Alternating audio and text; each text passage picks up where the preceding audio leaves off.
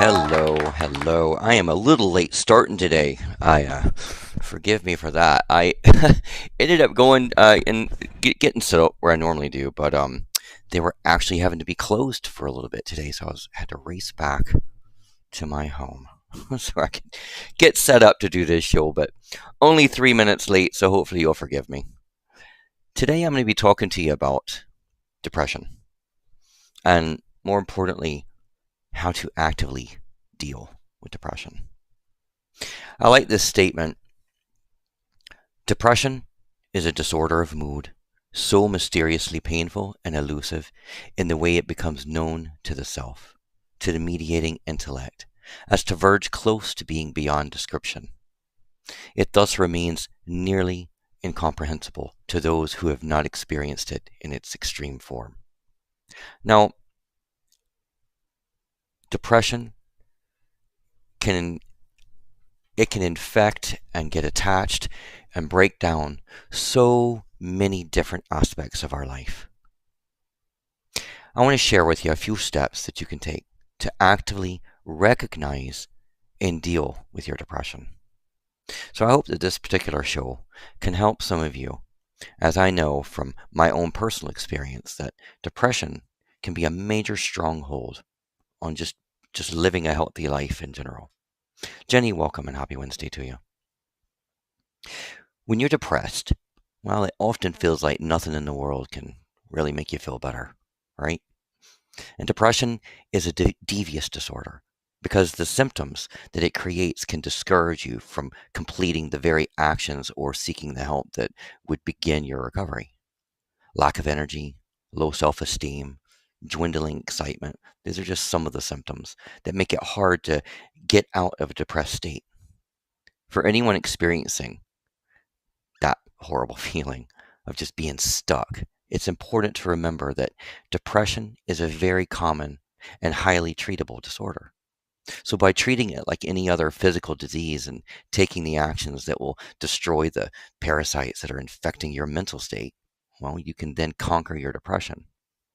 So what I want to do in this segment is I'm going to share with you about 8 steps to help you gain a better, more healthy aspect of actively dealing with depression. First, you got to recognize and conquer the critical self-attacks. When we're depressed, it's really easy for us to just, everything seems dark. We make ourselves seem dark. We just sometimes, and that's what leads us. That layered effect is what leads us into the just immersive self-critic, judging ourselves, demeaning ourselves, degrading our current position because we just feel that depressed. We might feel alone or feel separated and all of these things. So it's important to understand that we have to, one, not let ourselves get sucked into that black hole, and it's easy to do. I've been there. I had to go and work through my own depression of sorts. Real quick, I just want to give a shout out. Luis, welcome. Natalie, welcome. And again, Jenny, so glad you guys are here. Hope your Wednesday is going absolutely amazing. I'm discussing today the aspects of actively dealing with depression. So, recognizing and conquering. Well, depression is often accompanied by a critical, self-destructive mentality that interferes with and distracts us from just our daily lives, our daily routines. When depressed, people tend to accept this negative identity as a true representation of who they are. And many people fail to recognize that this sadistic point of view is actually the voice of a well-hidden enemy within, often called the critical inner voice. I'm sure you guys have heard that. Internalized early in life, this inner voice functions kind of like an over-disciplinary parent, holding us back and keeping us in one place.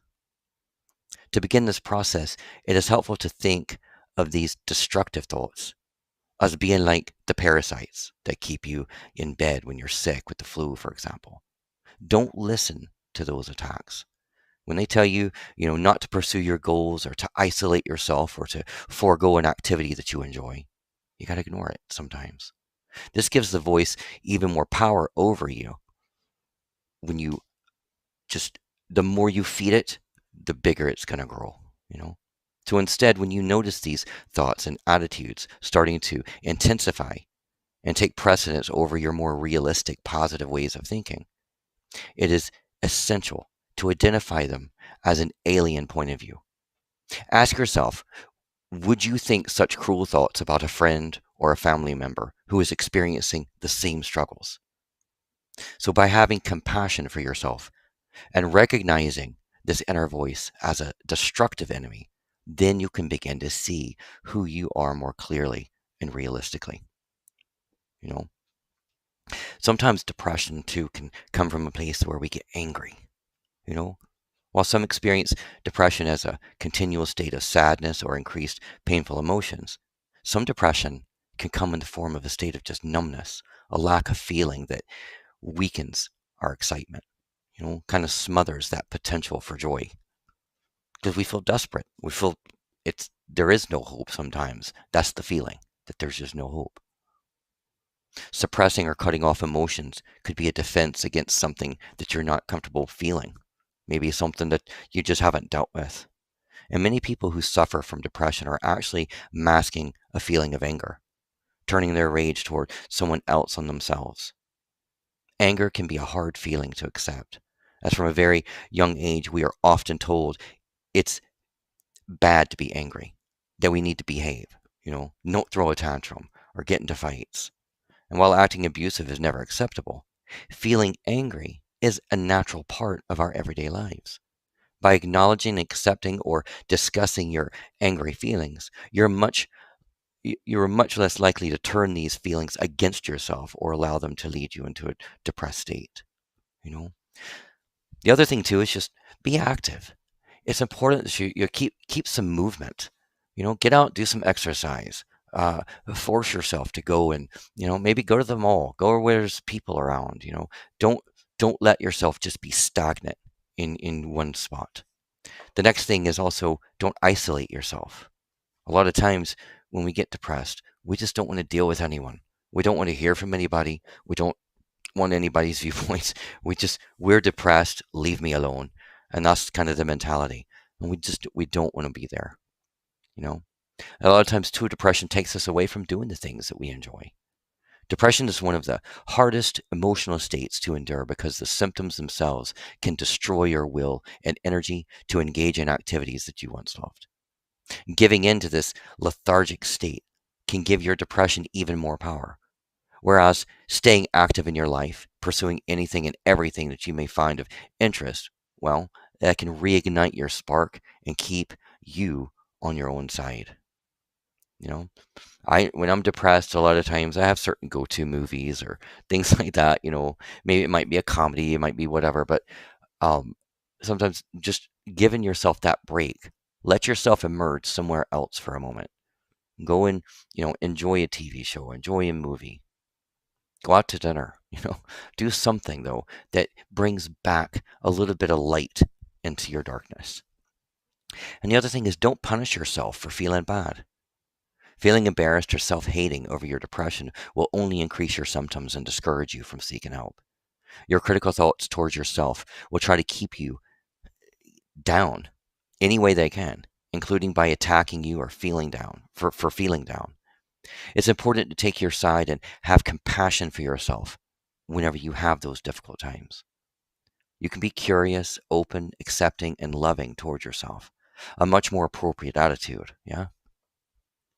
And just in closing, look, a lot of people sometimes will fight the aspect that when they've exhausted all the other measures, it's hard sometimes for people to accept that maybe it's time to call a therapist. Maybe it's time to, seek some help. And that's a hard place for some people, especially when you are tackling depression.